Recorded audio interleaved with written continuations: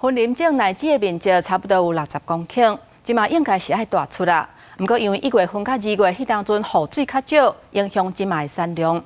農業部宣布，雲林的荔枝，包括玉荷包、糯米、甲烏葉啊，攏列做是天然災害現金救助的項目。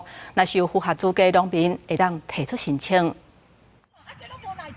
今日玉荷包荔枝園，農民無奈看到果子樹頂的荔枝落果嚴重，受到今年1、2月酷寒等影響，原本伫月底會當採收的玉荷包，產量減少至少5成以上，雲林果農真無奈。鬧了呀！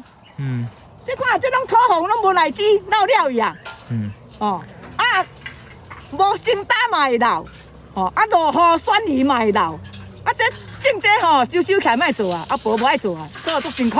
要糯米就無開，唔通開就係啊。係啦，糯米本身就冇開啊啦。有開哦，落果嚴重。高溪鄉公所表示，雲林荔枝種大約60公頃，其中有50公頃集中在高溪鄉。其中品種糯米荔枝、玉荷包荔枝5月初7經過農業部公告是天然災害救助品項，即馬閣納入烏葉荔枝，全雲林縣荔枝攏會當申請天然災害現金救助。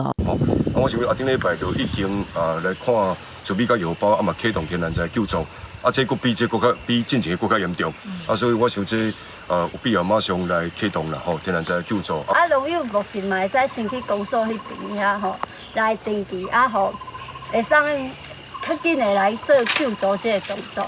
農糧署表示，雲林種烏葉品種荔枝的農民，若在算達到20%以上，會當趕緊向在地公所申請天然災害現金救助，每公頃會當救助62000，申請時間到5月29。記者綜合報道。